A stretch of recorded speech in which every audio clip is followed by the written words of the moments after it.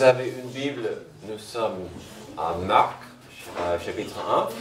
Nous allons commencer notre nouvelle série, Traces. On va suivre des traces de Jésus dans le livre de Marc après plusieurs mois en 1 Corinthiens. Alors, si ces 3 dernières années, un nouveau monde s'ouvre aux gens vis-à-vis de la vie de Jésus-Christ, probablement on peut remercier la série The Chosen pour cela. C'est une série qui prend quelques libertés juste pour suivre le ministère, la vie de Jésus-Christ. Et c'est très bien fait.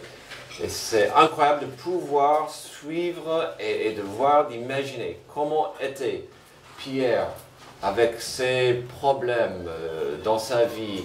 Comment c'était de voir Nicodème qui a du mal à saisir le message de Jésus et la nouvelle naissance, surtout avec son arrière-plan étant un pharisien. Comment c'était de voir Jésus qui n'avait pas peur de s'approcher à un lépreux et de lui tenir dans les bras avant de le guérir.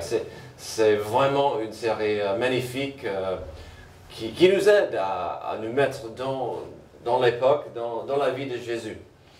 Alors si le but de notre Église, j'espère que vous comprenez, vous connaissez le but de notre Église, c'est de faire et de former des disciples de Jésus-Christ, ça nous ferait du bien d'étudier la vie, les mots, les paroles, des messages de Jésus. Et pouvons-nous entendre trop sur Jésus-Christ?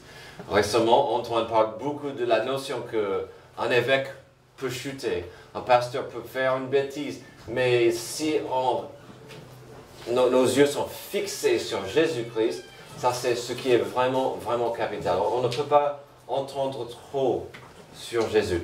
Alors notre nouvelle série Traces sera dans l'évangile de Marc. Marc a été écrit par un homme qui s'appelle Jean-Marc. Je me demandais s'il n'était pas français. Jean-Luc, Jean-Marie, c'est pas mal, hein? Mais non, il n'était pas français à ma connaissance. Il y a quelques détails sur lui qui sont intéressants. Il y a d'autres détails qui nous aideront à mieux apprécier ce qu'il a écrit. D'abord, nous savons que sa mère était une femme d'influence et d'affluence à Jérusalem. Et donc ça, c'est intéressant à comprendre. Aussi, il était un cousin de Barnabas. Alors, si ce nom vous parle, Barnabas était un des leaders très tôt dans l'église à Jérusalem. Il avait une belle réputation d'être quelqu'un d'encourageant. Il était vraiment quelqu'un qui voulait aider les gens, encourager ceux qui n'allaient pas bien. Nous savons aussi que Marc a aussi, sur Barnabas, c'était la première personne à dire à l'église de Jérusalem que Saul est devenu Paul. Il n'était plus une menace, mais il était vraiment un atout, il était un apôtre. Il fallait quand même accepter Paul avec grâce et avec amour. Parlons de Paul et Barnabas. Nous savons que Marc aussi, il a accompagné Barnabas et Paul dans le premier voyage missionnaire. Ce qui est intéressant sur ça, il faut saisir sur Marc, c'est à un moment donné, la Bible dit, Acte dit que le voyage devenait trop difficile. Marc ne voulait plus continuer avec Paul et avec Barnabas. Il est rentré chez lui. Alors, c'est encourageant de savoir que la vie n'est pas en rose. C'est pas toujours facile de suivre Jésus. Et qu'à un moment donné, Marc ne pouvait plus. C'était un problème pour Paul.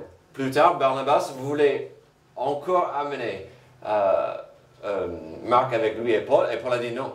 J'irai nulle part avec ce petit. Et donc, c'était un vrai problème. Et donc, ils ont dû se séparer. Et Paul a pris Silas, Barnabas est allé avec Marc. Mais ça nous rappelle l'importance de l'unité, l'amour, la paix et l'amour fraternel. Bon, enfin bref, plus tard, et ça c'est encore encourageant, Paul a dit que Marc était une vraie bénédiction pour lui. Et donc après, ils se sont trouvé la paix, ils ont rétabli cette relation. Donc Marc était quelqu'un vraiment dans l'action. Nous savons aussi qu'il était proche à Pierre. Il est devenu, si vous voulez, vraiment le protéger, l'homme le bras droit de Pierre. Et donc certains théologiens disent que si vous suivez Marc, le livre de Marc, probablement beaucoup de ça a été raconté à Marc par la voix et la point de vue de Pierre. Et donc il avait cette notion. Et c'est pourquoi on a cette... c'est comme il était là, dans l'action. Pour son livre, Marc voulait présenter Jésus en tant que serviteur. C'est pourquoi pas mal de ce qu'il a écrit va montrer pas mal de souffrances, mais aussi de l'action, des événements, des histoires. Souvent, il commence une phrase, et soudainement, du coup, il va lancer tout de suite dans une histoire. Pour introduire notre premier passage, des versets 1 à 12, excuse-moi, j'ai sauté un petit paragraphe. Il a probablement écrit son évangile aux chrétiens à Rome, et donc cela explique pourquoi il n'a pas ajouté l'histoire de la famille de Jésus, son lignage, pour comment il était vraiment le Messie jusqu'à David, jusqu'à Adam. Des gens à Rome seraient moins intéressés. Pourquoi ajouter tout cela pour une histoire du roi serviteur? Donc pour introduire notre premier passage, les versets 1 à 12, j'aimerais vous encourager de penser au mot espoir. Doit-on être pessimiste ou simplement réaliste de dire que ce monde est pourri et ce monde va très mal? Je dis souvent dans mes introductions, je ne veux pas vous déprimer, mais voilà. Entre les catastrophes naturelles, l'égoïsme et violence partout autour de nous, il y a la vitesse que l'on court vers la violence. Et puis, nous sommes à quelques petits pas de la Troisième Guerre mondiale, ou pire, une guerre nucléaire. Et la réponse partout, c'est que il faut gagner plus d'argent. Non, c'est pas possible. Pour mieux apprécier la notion de l'espoir, j'aimerais citer Brigitte Bardot. Oh. Amen. Le journal du dimanche a interviewé Brigitte Bardot en 2014. L'interview a commencé comme ceci. Sur cette planète, tout le monde vous connaît. Mais sur une autre, si vous deviez vous présenter à un extraterrestre, ça donnerait quoi? Bébé pour les nuls? Sa réponse, pour moi, était frappante. Au lieu de lui parler, je lui demanderais de me amener avec lui loin d'un monde cruel qui s'entretue, ravage tout, pollue tout, défigure tout. Je lui demanderais de m'amener loin d'un abattoir à ciel ouvert qui massacre sans état d'âme tant de vie animale, loin du cannibalisme qui est devenu notre société, un monde pourri par le fric. Ouf. En très peu de mots, Brigitte Bardot a exprimé une vérité dure, et je trouve correcte. Mais nous pouvons garder l'espoir. Dans un monde sans espoir, nous pouvons trouver de l'espoir en ce que Dieu a fait. Et ça, c'est comment Marc a commencé son évangile. Ça commence tout de suite dans l'action, et cette action ne vient pas d'un Dieu distant, un Dieu absent, un Dieu muet. C'est un Dieu qui veut agir, un Dieu qui veut faire une différence dans ce monde. Alors, y a-t-il de l'espoir pour ce monde pourri? Quand vous trouvez qu'il n'y a plus d'espoir pour ce monde pourri, sachez que la réponse de Dieu était la suivante. D'abord, Dieu a envoyé des promesses. Verset 1. Voici le commencement de l'évangile de Jésus-Christ, Fils de Dieu, conformément à ce qui est écrit dans les prophètes. Donc il va parler des prophéties, des promesses que Dieu a faites. Voici, j'envoie mon messager devant toi pour te préparer le chemin. C'est la voix de celui qui crie dans le désert. Préparez le chemin du Seigneur, rendez ses sentiers droits. Et nous allons voir que de rendre les sentiers droits du Messie du Seigneur, il parlait plutôt pas de la rue, mais le cœur des gens qui étaient sur le chemin. Alors, avant de voir cette idée des promesses et des prophéties, pouvait Marc commencer son évangile avec plus de passion et vigueur. Jésus n'était pas pour lui un type bien. Il n'était pas un gourou. Il était bien plus qu'un prophète. Non, Marc voulait, dès sa première phrase, proclamer sans hésitation qui était Jésus-Christ. Alors, il est important de voir qu'il proclame que Jésus est le Fils de Dieu. Mais ce qui est facile à rater, c'est la signification de son nom. Et parfois, on saute sur des mots et la signification de certains mots. Le prénom Jésus vient du grec. En hébreu, c'est le prénom Josué. Pas Jonathan, mais Josué. Oui, c'était un prénom assez utilisé et courant. Mais le nom veut dire le salut de Yahvé. C'est pas mal comme prénom. Le salut de Yahvé qui vient de... excuse-moi, encore j'ai sauté. Puis Christ. Christ vient du grec aussi. Le titre ou mot en hébreu voulait dire le Messie. Alors dans une seule phrase, Marc proclame à tous et à toutes, je vous donne l'évangile, qui veut dire la bonne nouvelle. La bonne nouvelle, l'évangile du salut de Yahvé qui vient du Messie. Oh, quelle phrase! Quelle introduction, quelle ouverture! Je vous donne la bonne nouvelle de Yahvé, le Messie. Après ça, Marc nous lance de l'espoir avec un rappel aux prophéties et aux promesses. Pas tous, parce qu'il en avait tellement, mais quelques-unes. Les versets 2 et 3 sont un beau mélange de Ésaïe 43 et Malachie 3. Donc, Ésaïe 43, et vous allez voir ce mélange. Une voix crie dans le désert, préparez le chemin de l'Éternel, faites une route bien droite pour notre Dieu dans les endroits arides. Alors, il n'y a pas de confusion. Dieu vient. Préparez-vous pour ce Dieu qui vient. Malachie 3.1, voici que j'enverrai mon messager pour me préparer le chemin. Donc, Dieu vient, il envoie une porte-parole, un messager pour préparer sa venue. Mais j'aimerais que vous compreniez quelque chose sur ces passages. Quand Marc les a cités, il renforçait cette notion de Dieu puissant et présent. D'un Dieu pas absent, mais un Dieu redoutable. Car ces passages et ces promesses étaient chers pour le peuple juif. En Malachie, nous trouvons une description forte du Messie. Donc, je vais vous donner le contexte de ce que Malachie a écrit. Voici que j'enverrai mon messager pour me préparer le chemin, et soudain il entrera dans son temple. Le Seigneur que vous cherchez, le messager de l'alliance que vous désirez, le voici qui arrive, dit l'Éternel, le maître de l'univers. Alors, le maître de l'univers arrive.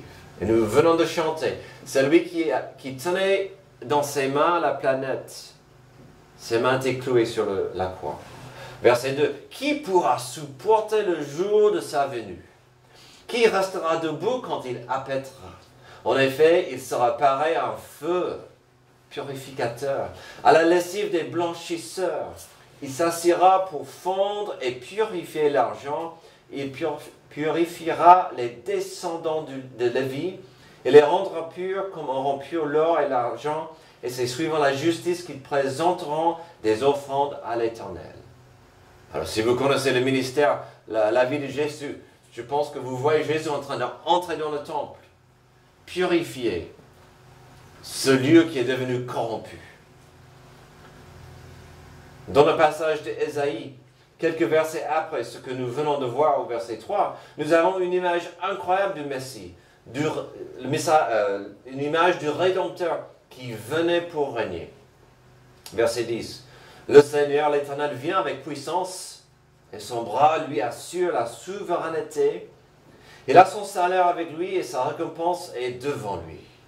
Pareil à un berger, il s'occupera de son troupeau. Il prendra les agneaux dans ses bras et les portera contre sa poitrine. Il conduira les brebis qui allaitent. Qui a mesuré les océans dans le creux de sa main? Qui a fixé les dimensions du ciel dans une mesure et fait tenir toute la poussière de la terre dans un tiers de mesure? Qui a pesé les montagnes à la balance et les collines à la bascule? Alors, Ésaïe était clair. Quand le Messie arrive, ça sera Dieu. Pas un prophète, pas un sage, quelqu'un puissant. Israël appréciait ces deux passages. Ces promesses de Dieu, de la venue du Messie, mais aussi la venue de quelqu'un pour préparer son chemin. Car c'était le moment le plus important dans l'histoire de l'humanité depuis la chute de l'homme au Jardin d'Éden. Ce moment, si le Jardin d'Éden a totalement bouleversé et changé notre monde, la venue de Jésus-Christ et ce que nous allons voir dans quelques versets était encore le moment le plus important, puisque ça montrait que Dieu n'était pas absent. Il n'était pas content avec la condition humaine. Il n'était pas content avec la souffrance de l'humanité à cause du péché. Et qu'il était prêt à agir. Pas juste avec quelques gestes, mais avec le sacrifice de son Fils pour la rédemption de l'humanité. C'était un moment incroyablement fort et important. La venue de Jésus. Voyons de près ce que Marc a écrit, ce que nous trouvons en tant que promesse de Dieu. Verset 1, voici j'envoie mon messager devant toi pour te préparer le chemin. C'est la voix de celui qui crie dans le désert, préparez le chemin du Seigneur, rendez ses sentiers droits. Ici, ce que nous voyons va de soi. Dieu allait envoyer un sauveur, le Seigneur, mais avant cela, Dieu devait accomplir ses promesses. Il devait envoyer une porte-parole pour annoncer et préparer sa venue. C'est correct, c'est normal, mais si vous ne connaissez pas la suite de cette histoire, on dirait croire sur le message. Le Messie vient. Quel serait le message de la porte-parole? Quelle annonce est-ce qu'on donnerait à quelqu'un de puissant et majestueux? Habillez-vous correctement. Soyez fiers de votre héritage. Est-ce que ça serait un message donné? Oh, et n'oubliez pas votre argent, car le Messie aura besoin de votre soutien financier. Voici quelques messages qu'on pourrait attendre de la sagesse humaine. Ce n'était pas le message de Jean le Baptiste. Tout ce que des prophéties ont dit, c'est que la porte-parole venait pour préparer le chemin. Cela nous mène bien sûr à notre prochain point. Mais avant d'y aller, permettez-moi de vous rappeler que la Bible est remplie des promesses et des prophéties de Dieu. Il y a des centaines et des centaines de prophéties dans la Bible. Le saviez-vous?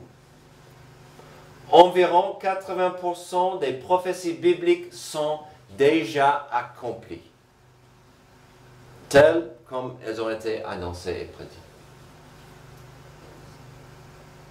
Est-ce que vous comprenez au niveau des mathématiques combien cela est impossible? Combien ça c'est puissant?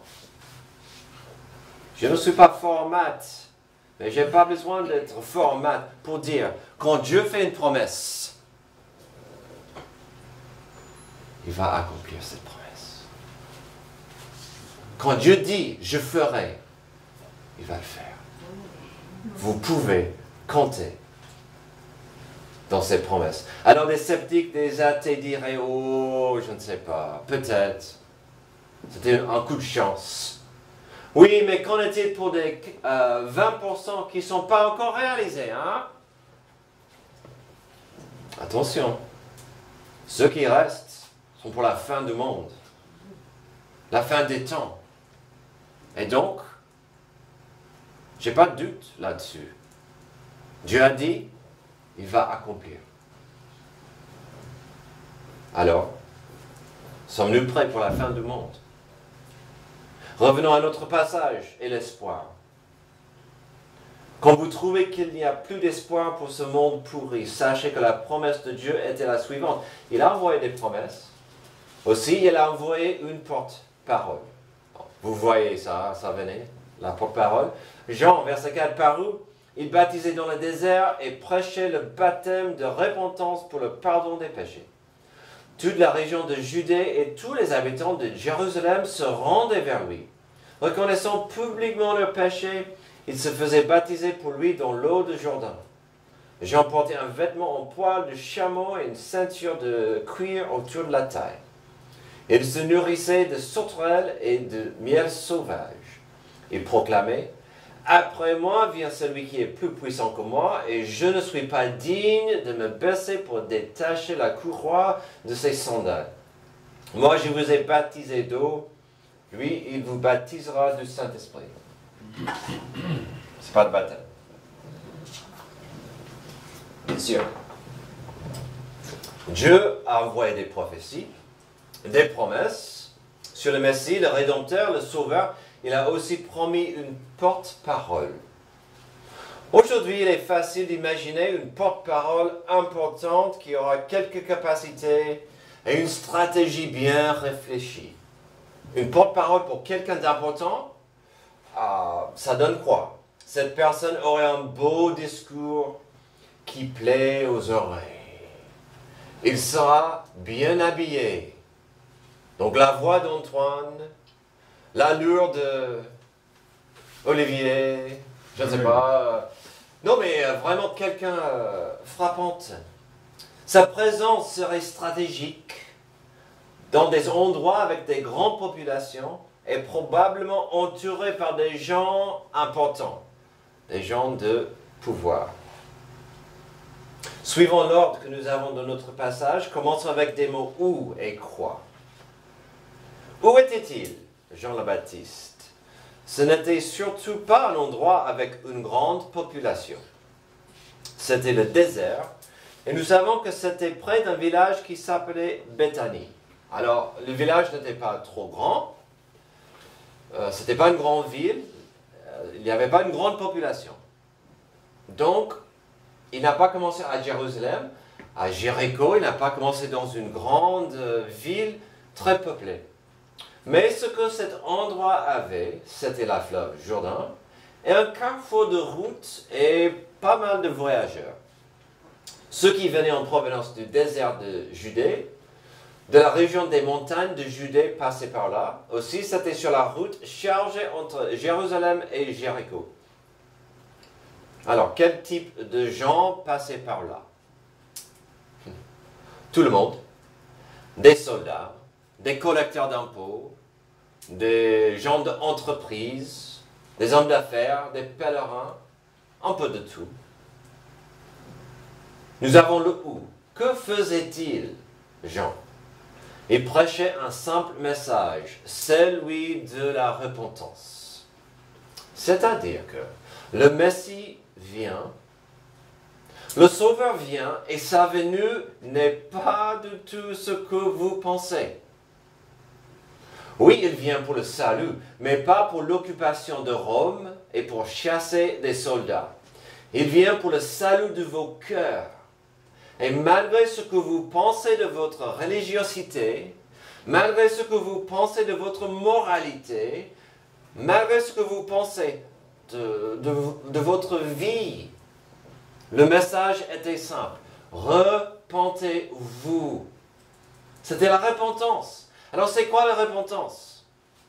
C'est assez simple. Bibliquement, c'est de quitter le chemin où vous vous trouvez, parce que ça, ce n'est pas le chemin que Dieu est pour vous. La repentance, c'est de quitter ce chemin, faire demi-tour et de commencer à suivre Dieu sur le chemin qu'il a pour vous. Et c'était ça le message de Jean le Baptiste pour chaque personne qui était devant lui. Tournez-vous de vos péchés. Tournez-vous, repentez-vous de ce que vous faites. même si vous êtes religieux et prêchez aux leaders religieux, ça c'est pas la réponse. Vous êtes aussi dans le besoin de la repentance. Pourquoi? Parce que je suis Jean le Baptiste? Non, parce que Jésus vient. Il vient et vous devez être en règle avec Dieu pour le suivre. La simple puissance de son message, liée à la puissance du Saint-Esprit, a fait en sorte que la conviction de Dieu a touché des gens. Comme Jonas à Ninive, avec un message similaire, des gens comprenaient qu'ils étaient loin de l'attente de Dieu pour leur vie. Et vous savez, quand la conviction de Dieu prend fruit dans le cœur de quelqu'un, il y a souvent un désir de dire, que dois-je faire? J'ai compris, je dois me repentir. J'ai compris que je suis trop loin de Dieu. Que dois-je faire? Que puis-je faire?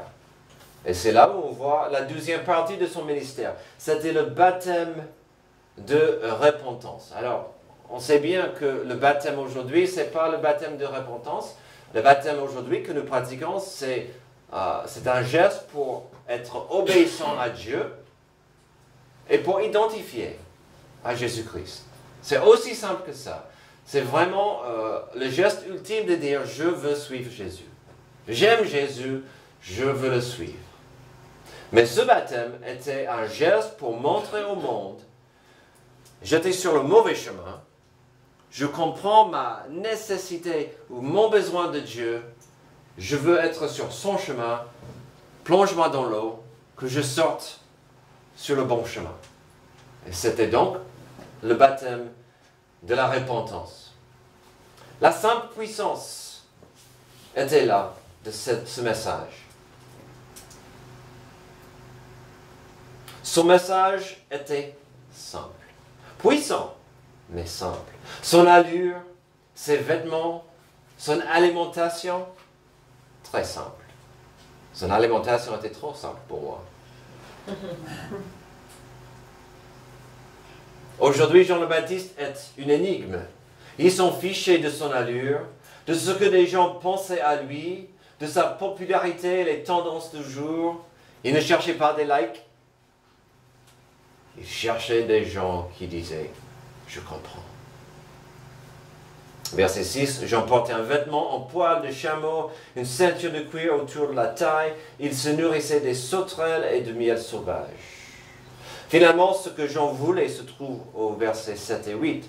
Il proclamait « Après moi vient celui qui est plus puissant que moi, et je ne suis pas digne de me baisser pour détacher la courroie de ses sandales. » Est-ce que vous comprenez l'humilité dans cette phrase? Je ne suis pas digne à me mettre à genoux pour détacher ses sandales. Moi, je vous ai baptisé d'eau. Lui, il vous baptisera du Saint-Esprit. Il exprimait que la repentance aujourd'hui est importante. Oui, certes. Un geste dans ce fleuve n'est pas léger, mais il fallait comprendre que celui qui venait après le faisait en puissance, en autorité, mais aussi en sainteté. Jean le Baptiste était clair. Ce qui vient après moi est saint. Et donc, je ne suis même pas digne d'être à ses pieds. Donc, des changements que le Messie voulait faire étaient au niveau des cœurs. Les versets 7 et 8 proclamaient la divinité de Jésus-Christ. Une parole qui méritait plus d'attention dans un monde qui était et qui est toujours pourri.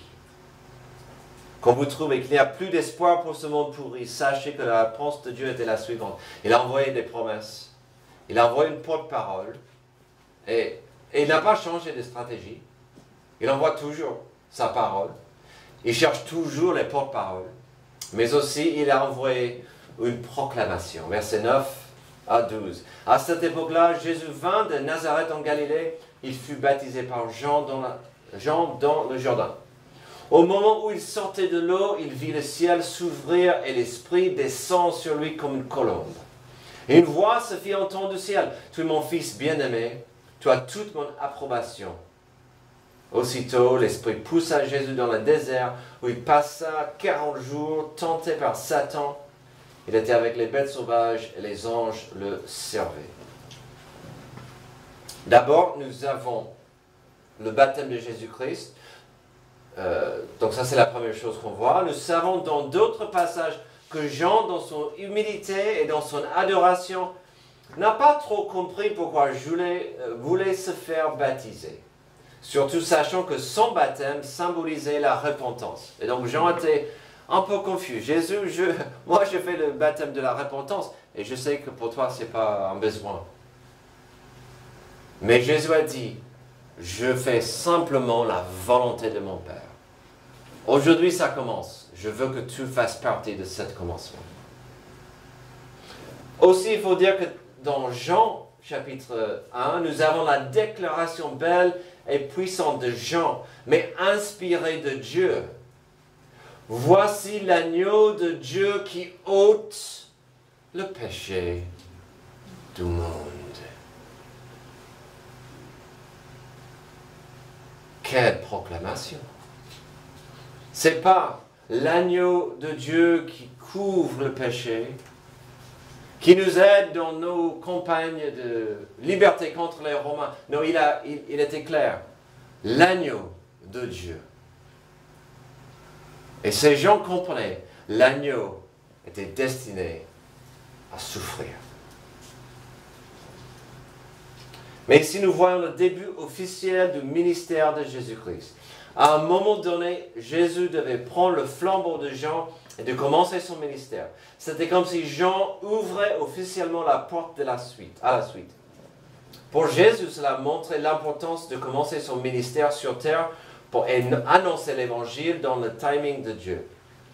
Il y avait un point de départ, et le voici. Aussi, c'était important que le Saint-Esprit descende sur lui dans une manière évidente, afin que des gens comprennent que ce moment était gigantesque. Le mot que Marc utilise ici pour le ciel s'ouvrir implique une déchirure. C'était un moment très fort, surtout quand la voix de Dieu est descendue. Imaginez d'être là dans la foule. Jean dit, voici l'agneau de Dieu qui ôte le péché du monde. Il le baptise. Et cette voix descend avec la colombe, avec le Saint-Esprit. Quel moment! Cette voix a proclamé vraiment le début, la divinité de Jésus-Christ. C'était un moment très fort. Rappelez-vous que le pays, le peuple a subi, pas un, pas deux, pas trois, 400 ans de silence de la bouche de Dieu jusqu'à ce moment, jusqu'à la naissance de Jésus. Mais quand même, 400 ans de silence, et du coup, Dieu proclame, voici mon fils bien-aimé. Quand la vie allait mal, quand la planète semblait perdue, quand il n'y avait plus d'espoir, Dieu a proclamé. Et qu'est-ce que Dieu a dit? Tout est en toi, Jésus. Toute mon affection, toute mon approbation est en toi, mon fils. Dès ce moment, des gens autour de Jésus pouvaient et devaient comprendre que Dieu n'a pas que parlé. Il a proclamé. Il a prononcé que l'avenir du monde dépendait sur Jésus-Christ. Wow, imaginez. Il a proclamé que l'avenir de la planète dépendait sur Jésus. Peut-être c'est pourquoi Jésus n'a pas reçu une parade et une fête tout de suite après. Non, pour nous montrer son importance, mais aussi sa fragilité en tant qu'humain, le Christ a été tenté pendant une période de 40 jours. Pour nous montrer son besoin de glorifier son Père, et pas lui-même. Pour nous montrer son besoin d'appuyer sur le Saint-Esprit, et pas lui-même. Pour montrer l'importance d'appuyer sur la parole de Dieu, et pas sa propre force. Pour nous montrer que lui-même pouvait être touché par la tentation, il nous a montré ce chemin. Marc ne donne que quelques mots sur le sujet, mais on pourrait en parler des semaines. quand vous ralentissez et étudiez la tentation de Jésus-Christ, vous trouverez que Satan a fait ce qu'il utilise et fait à chaque fois. Des tentations qui tournent autour des 3 P. Le prestige, le plaisir et le pognon. Et sa façon d'introduire ces idées, des tentations qui nous poussent à tomber dans le piège d'écouter la demi-vérité et de laisser grandir le doute. Si c'est que par la foi qu'on peut plaire à Dieu, c'est pourquoi Satan veut toujours utiliser le doute. Aussi dans les tentations, si vous les étudiez, je vous l'encourage, il y a des raccourcis qui nous mènent à éviter le processus que Dieu a pour nous. Dieu nous donne un processus, il veut que par la foi, on obéisse. Et qu'est-ce que Satan a offert? Des raccourcis qui évitent le malheur, qui évitent des lois divines de Dieu. Il nous donne toujours des raccourcis. Bien sûr, Satan a frappé fort à ce moment-là, dans l'histoire de l'humanité. Quand Jésus était bébé, Satan a frappé fort pour le tuer, mais ça n'a pas abouti. Donc ici, il essaie encore car Jésus venait de commencer son ministère. Il venait d'avoir l'affection de Dieu manifestée en lui. Le début de son chemin victorieux était devant lui et Satan voulait qu'il devienne distrait de ce qui comptait. Et qu'est-ce qui comptait plus pour Jésus? C'était la rédemption de l'humanité. Et la seule issue, la seule source d'espoir pour la planète, pour nous, c'est la rédemption de Dieu. Et je l'ai dit des douzaines de fois, de loin notre planète semble belle. Mais quand on regarde plus proche, ce n'est pas difficile de voir la mocheté de l'humanité. Que ce soit dans des barrios pauvres en Amérique latine, dans des villes et villages en Afrique qui sont démunis et ravagés par la guerre et l'avarice. Des paysages rasés par la cruauté humaine en Ukraine. Est-ce que des mots de Brigitte Bardot sont mal exprimés finalement? Un monde cruel qui centre tout, ravage tout, pollue tout, défigure tout. Un monde loin de cannibalisme qui est devenu notre société, un monde pourri par le fric. C'était dans ce monde pourri que Dieu n'a pas resté muet. C'était dans ce monde pourri que Dieu n'a pas resté distant. C'était dans notre monde pourri que Dieu n'a pas resté indifférent. Nous avons vu le début d'un grand investissement de Dieu dans notre planète pourrie.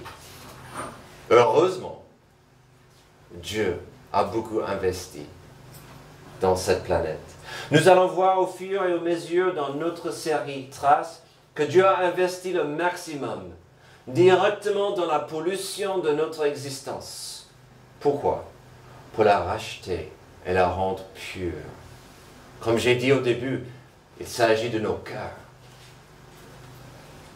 Quelle promesse de Dieu avez-vous besoin d'étudier aujourd'hui? Quel message de la porte-parole Jean le Baptiste avez-vous besoin de saisir aujourd'hui? Est-ce la repentance? Est-ce l'humilité? Peut-être la servitude? Peut-être l'évangélisation? Quelle proclamation de Dieu vous rend nerveux aujourd'hui? Ou peut-être heureux aujourd'hui? La parole de Dieu est là pour nous transformer et nous amener plus près de Jésus-Christ. Que nos traces se perdent dans les pas de Jésus-Christ. Prions. Merci Père pour l'envoi de Jésus-Christ à notre monde pourri. Merci pour sa venue. Merci pour son message d'amour et de rédemption. Aide-nous aussi avec le message de la repentance. puisqu'elle est pour nous capitale. Je prie que tu puisses nous aider à saisir et d'appliquer les vérités de notre passage. C'est dans le nom merveilleux de Jésus notre Sauveur que je prie. Amen.